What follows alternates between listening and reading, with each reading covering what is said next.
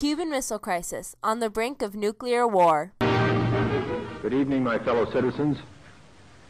This government, as promised, has maintained the closest surveillance of the Soviet military buildup on the island of Cuba. Within the past week, unmistakable evidence has established the fact that a series of offensive missile sites is now in preparation on that imprisoned island.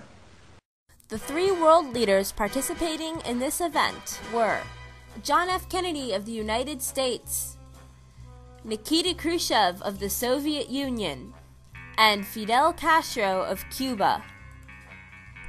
Good evening, my fellow citizens, are the words with which President Kennedy presented his speech to the U.S. population on October 22, 1962. He regards all people as equal.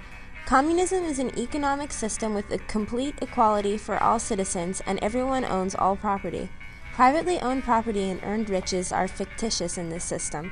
It was developed in the 19th century by Karl Marx, Friedrich Engels, and Vladimir Lenin, and twisted by Joseph Stalin and Fidel Castro.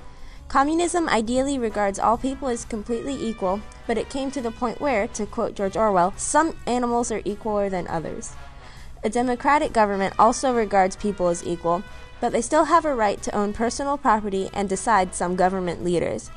Differences in the political state of these countries, democracy versus communism, caused rivalry. The Soviet Union controlled both Russia and Eastern Europe. Bulgaria, Romania, Poland, Germany, Hungary, and parts of Austria were all controlled by the Soviet military. These countries were called satellites. Joseph Stalin was ready to establish permanent communist governments in these satellite countries. Americans were horrified at the undemocratic methods the Soviet Union was using to force communism. The Soviet rule was often called the Iron Curtain. Winston Churchill, the British Prime Minister, stated that this is certainly not the liberated Europe we fought to build up. Prime Minister Churchill believed the Allies had given the Russians too much land. Americans saw communism as a threat to national security.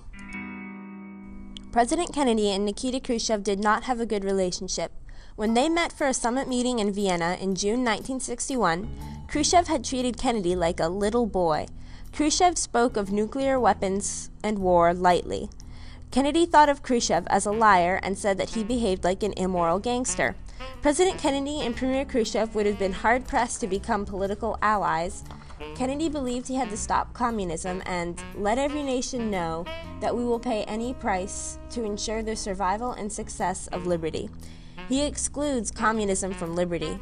While Kennedy and Khrushchev were on such lousy terms, Khrushchev and Fidel Castro had an alliance. This alliance was probably due to economic similarities.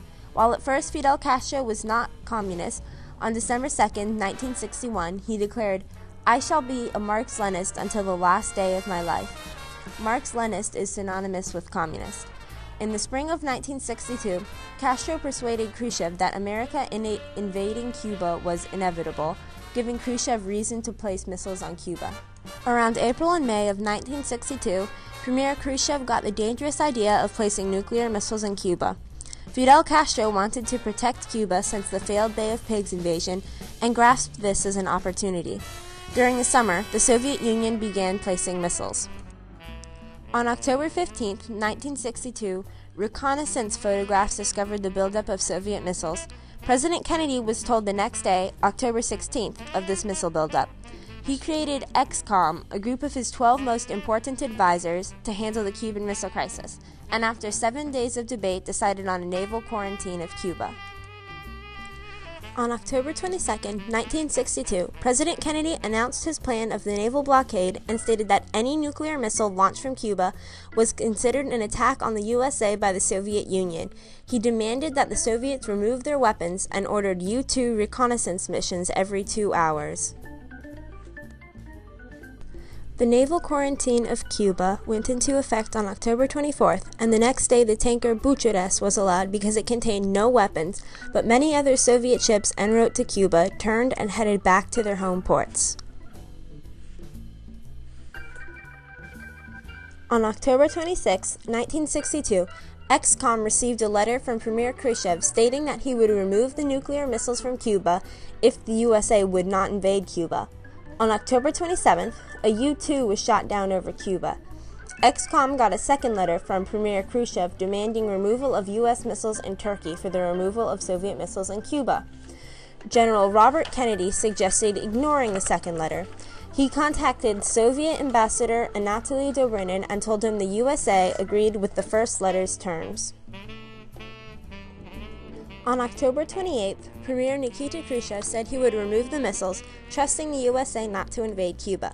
The tensest part of the crisis was over. All that was left was the removal of missiles.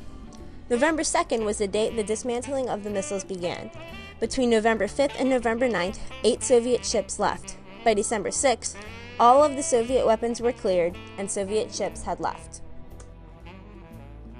Through several days of debate, XCOM provided President Kennedy with a successful plan to handle this crisis without it mushrooming into a war. President Kennedy commanded an effective naval quarantine of Cuba. On Khrushchev's hardly demanding terms, President Kennedy and Premier Khrushchev diplomatically dissolved this conflict. Premier Khrushchev saved face, and the United States got their missiles removed, and both sides avoided war. The Cuban Missile Crisis was the closest the world has ever come to nuclear war.